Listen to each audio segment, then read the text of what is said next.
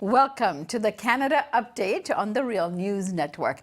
Now, Canada is still reeling from steel and aluminum tariffs imposed by the Trump administration. Canadians are particularly miffed by the fact that Trump used a national security clause of the WTO agreement to apply these tariffs. Here's Justin Trudeau complaining about the tariffs. It would be with regret, but it would be with absolute certainty and firmness that we move forward with retaliatory measures on July 1st, applying equivalent tariffs to the ones that the Americans have unjustly applied to us. I have made it very clear to the President that it is not something we relish doing, but it is something that we absolutely will do, because Canadians, we're polite, we're reasonable, but we also will not be pushed around. Now, both Prime Minister of Canada and Foreign Minister Chrystia Freeland is leading a global fight against the Trump administration on steel and aluminum tariffs. The tariffs not only against Canada, but they're also against EU countries and beyond. Here's Foreign Minister of Canada, Chrystia Freeland, claiming that in times of tariffs, it helps to have friends in high places. She's referring to the EU Trade Commissioner here. The European Trade Commissioner, Cecilia Malmström, and I call each other sisters in trade. We sign our emails hugs. We Really? sometimes You actually do that? Yes, we do. Wow. We sometimes send each other smiley faces in particularly difficult moments. And that close collaboration has been particularly important as last Thursday approached, and it started to look more and more as if the U.S. would actually go ahead and impose tariffs on steel and aluminum exports from its closest allies. So we were able to coordinate very closely with the Europeans. The lists, the retaliation lists that we announced were built in close collaboration. The timing of the retaliation was part of a very close collaborative discussion. And that makes our impact stronger, and that's a great thing. Chrystia Freeland, Foreign Minister of Canada, is also seen on U.S. television here on CNN. And I would just say to all of Canada's American friends, and there are so many, seriously, do you really believe that Canada, that your NATO allies represent a national security threat to you? And that's why the Prime Minister said it is frankly insulting. And in Washington, D.C., where she was receiving an award for being the top diplomat by Foreign Policy magazine. The 232 tariffs introduced by the United States are illegal under WTO and NAFTA rules. They are protectionism, pure and simple. They are not a response to unfair actions by other countries that put American industry at a disadvantage. They are a naked example of the United States putting its thumb on the scale in violation of the very rules it helped to write. On to talk about all of this with me is our correspondent in Quebec, Dimitri Lascaris. He is also a lawyer and our climate and environmental beat reporter. I thank you so much for joining us, Dimitri. Thanks for having me back, Charmaine. All right, Dimitri, let's start off with this whole warfare, trade warfare that everybody is talking about that was evoked because of the tariffs on steel and aluminum. Your thoughts on how the particular Canadian leadership there and the government of Canada is responding to this? Well, I don't think Canadians are going to draw much sustenance from the use of smiley faces by Canada's foreign minister. You know, the trade relationship between Canada and the United States is probably unparalleled anywhere in the world. There's approximately $674 billion of trade in 2017, with the U.S. having an $8.4 billion surplus. Each day, about 400,000 people cross what constitutes the world's longest international border, many of them to engage in commerce. So this is a trade relationship which is of profound importance to the Canadian economy. And let me say, Charmaine, that this is the result of a very concerted, decades-long policy of successive liberal and conservative governments to intertwine ever more closely the two economies of our country. And that has created a very risky situation for Canada. We have a relatively undiversified set of trade relationships. Our relationship with the United States is the elephant in the room. And this has repeatedly caused the Canadian government to adopt positions that were quite conciliatory to the US government. And that becomes particularly dangerous when the US administration is the one led by somebody like Donald Trump, who is such an unstable leader, such an authoritarian leader, who has shown misogynistic tendencies, fascistic tendencies, complete disregard for human rights. You really don't want to be in bed, deep in bed with a regime like that. But that's precisely the situation we now find ourselves in. And even a former US ambassador to Canada has noted very recently how dangerous this is for Canada. Bruce Heyman, ex-US ambassador to this country, said recently that it is in fact in the long-term interests of Canada that there be a trade war, even though it may cause short-term pain, because it will ultimately force Canada to diversify its trade relationships. That's precisely what we should have done decades ago. And we should need to begin that process as quickly as possible. Speaking for myself, if there's a breakdown in NAFTA, in the long run, that may actually be beneficial to Canadians. But here, the punditry is talking about it as though it's some sort of a nightmare scenario that must be avoided at all costs. All right, now, Dimitri, this is quite a departure from Justin Trudeau's initial approach to Trump, when he arrived with the family to visit Canada shortly, visit the U.S. shortly upon the inauguration of Donald Trump. And he's made multiple visits to the White House, and it's been very friendly and up and up. What do you attribute to Justin Trudeau's this anti-Trump campaign that he's on now? I think his hand was forced. I mean, at the end of the G7, we saw something here in this country which we have not seen for decades. In fact, I don't recall ever hearing or seeing anything like this. The president and his close aides referred to the Canadian Prime Minister as weak, dishonest. They characterized him as a backstabber. And one of them even said that Trudeau deserves a special place in hell. And the conservative leader, or one of the top conservative politicians here, I believe it was Jason Kenney, who was a former minister in the Stephen Harper government, is now the leader of the Alberta right-wing Conservative Party. Even he was marveling at the fact that Trump seemed to be much more conciliatory and friendly with the leader of North Korea than with the Canadian Prime Minister.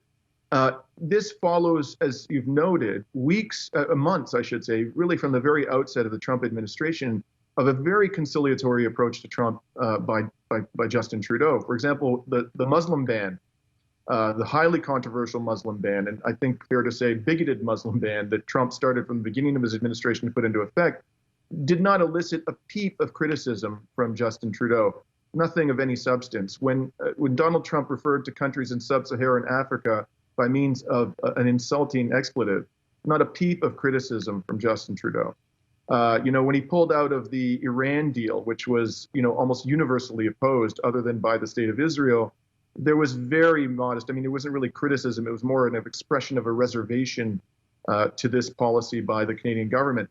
This policy of conciliation, this approach of conciliation is clearly an abject failure. I mean, what happened at the G7 shows that dealing with Trump in that manner is not going to garner his respect. It isn't going to protect Canada from retaliatory measures.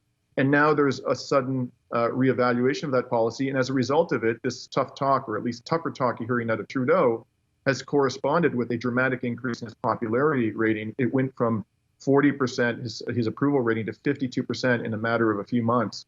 Many people attributing that to the fact that he's finally adopted a reasonably tough stance in the face of the predations of the Trump administration. And one cannot ignore the fact that this is, of course, playing out well in Canada. As you cite, the polls are reflecting that.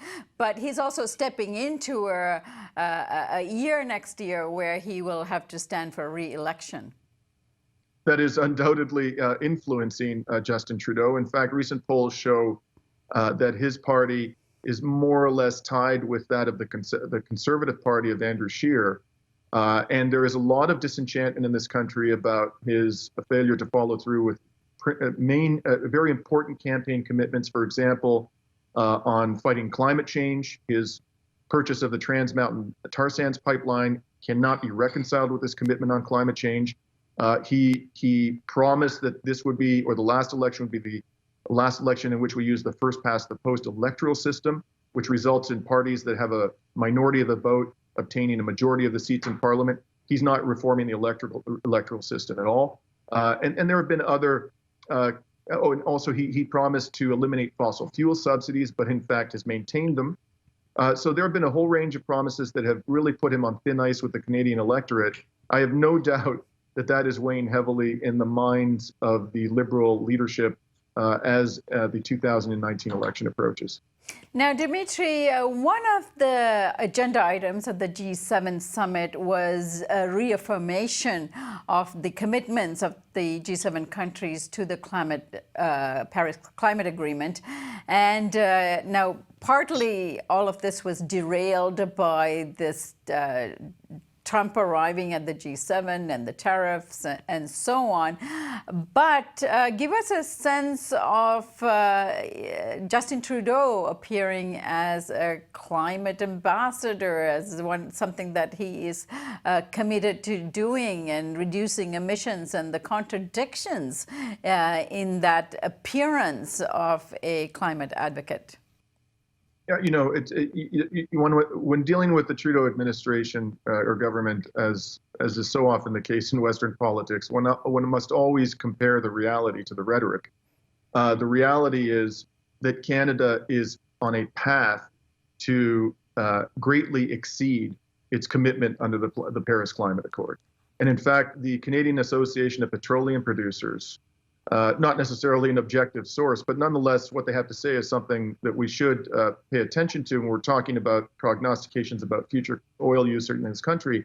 They just issued a report predicting that the tar sands production will increase by 50% in the coming years. What we need to be doing is phasing out the tar sands as rapidly as we can do so, consistently with a reasonably healthy economy.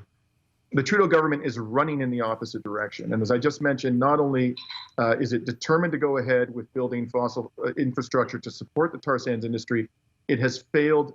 It's now had 3 years to do it. It has failed to eliminate fossil fuel subsidies, which is the ultimate insanity. Why you would subsidize fossil fuels when we need to be keeping them in the ground is simply inexplicable. So saying, at the G7, we want to reaffirm our leadership in the Paris Climate Accord, or in terms of ensuring its respect, saying that is one thing.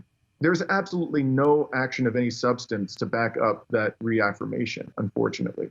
And we must remember, Dimitri, Justin Trudeau, Prime Minister of Canada, just had made a commitment just a few weeks ago to buy the Kinder Morgan pipeline at some $5 billion. And now all this is taking place at the same time when the Pope, trying to enforce his encyclical about the environment and climate change, is actually meeting with the fossil fuel industry, asking them to curtail their emissions and save the earth. And the G7 is talking about reaffirming the Paris Climate Agreement. Yet Trudeau's contradictions are just too much to handle here. As we reported earlier this week, Sharmini, the Pope told senior executives of the world's leading oil companies, including ExxonMobil and BP, who were at the Vatican to hear his speech, and I'm quoting the Pope, "There is no time to lose. And it is absolutely imperative that we begin to phase out the tar sands. There's simply no escaping that reality."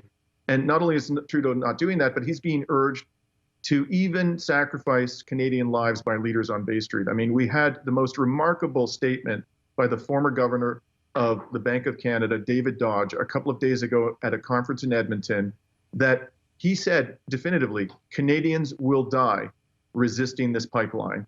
And then he went on to say, but Justin Trudeau must have the, quote, fortitude to stand up and complete the construction of this project, which is going to increase by a factor of 3 the amount of diluted bitumen coming from the tar sands to the west coast of Canada.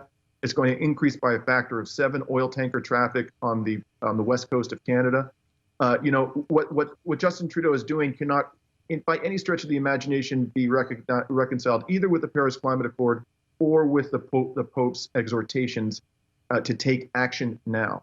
Dimitri, are any of these contradictions on the part of Trudeau's leadership or lack thereof when it comes to the climate being realized by all these young people that ended up supporting him in the last election and wanted some serious action on the climate? Well, sure. I think, the fact that he had a 40% approval rating after being wildly popular, at the outset of his government, I think that says quite a bit about how the population, and particularly young people who had given him a lot of support in the last election, feel about his broken promises, particularly with respect to the climate change. I think he has a bit of an ace. I wouldn't go so far as to say it's an ace in the hole, but it certainly is a card that he can play to strengthen his standing amongst young voters, and that is he does appear to remain committed to the legalization, or at least the quasi-legalization of cannabis in Canada. And so there is legislation being advanced, and that's a policy that's very popular amongst young voters. So he may be able to rehabilitate his image amongst them between now and the election next year, in large part by pursuing that initiative and fulfilling that campaign promise. But I don't think anybody's going to forget entirely how badly he's betrayed his commitment to be a climate champion.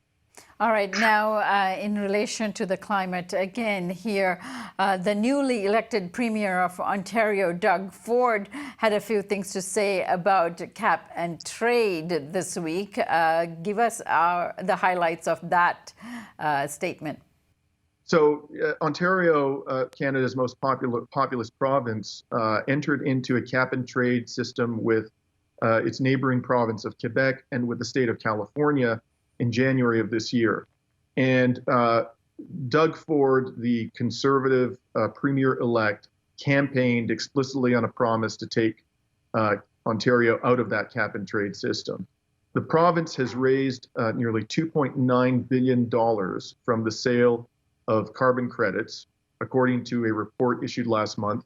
The money goes toward the operation of something called the Green Ontario Fund to pay for climate-friendly programs, rebates for home upgrades, and clean technology pilot projects.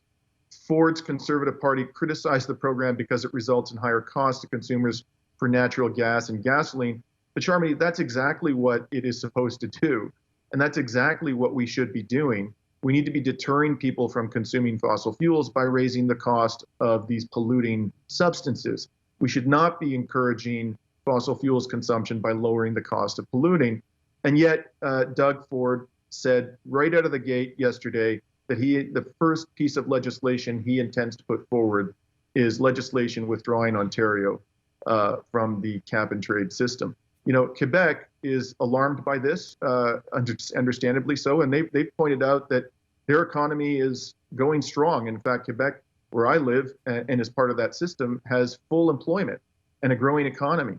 The whole notion that this is injurious to the economy is bogus, frankly, and it seems like nothing other than a sort of right-wing ideology that fits nicely within the agenda of the fossil fuels industry in Canada, which has quite a bit of power. All right, Dimitri, I thank you so much for joining us today on the Real News Network and giving us this Canada update. I know there's so much more to talk about, so I will look forward to having you back next week. Always a pleasure, Sharmini. Thank you. And thank you for joining us on the Real News Network.